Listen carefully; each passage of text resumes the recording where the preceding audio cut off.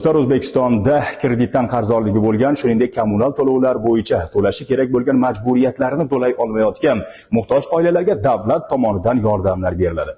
To'g'ri eshitdingiz do'stlar, ushbu xabarni barcha muhtoj oilalardan bo'lgan tanish-bilishlaringizga yoki ijtimoiy reyestrlarga kirgan barcha tanish-bilishlaringizga maksimum darajada yuborib qo'ying, albatta foydali bo'ladi.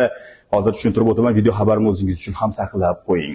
Ramazon munosabati bilan O'zbekiston Respublikasi Prezidentining topshirig'iga muvofiq O'zbekiston Respublikasi bo'ylab jami 254 ming oilaning kreditdan qarzdorligini yopish uchun 30 milliard so'm yo'naltiriladi.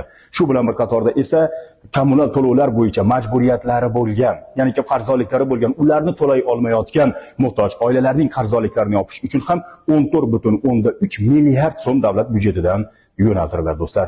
Endi buni qanday olishimiz mumkin, qanday foydalanishimiz mumkin degan savol sizda tug'iladigan bo'lsa, yaxshilab eshiting. Mazkur kreditdan qarzdorligi bo'lgan, kommunal to'lovlari bo'yicha to'lovlardan qarzdorliklari bo'lgan oilalarning elektron ro'yxati mavjud.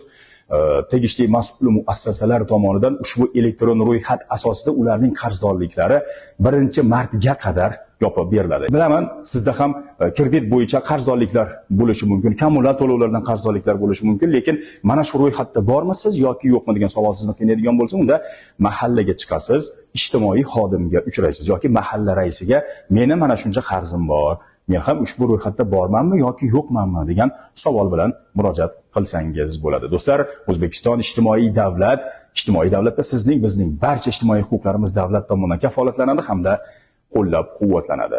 Do'stlar, ushbu xabarimni yana bir bor eslatib o'taman. Barcha tanishlarga maksimum darajada borib qo'ying, zero O'zbekistonda ijtimoiy himoya tizimi sohasida amalga oshirilayotgan islohotlardan barcha xabardor bo'lsin. Ijtimoiy ta'minot sohasidagi qonunchilikdagi mana shunday yangiliklardan, xush xabarlardan o'z vaqtida xabardor bo'lish uchun Kaminaning ijtimoiy tarmoqdagi barcha sahifalarini kuzatib boring deyman.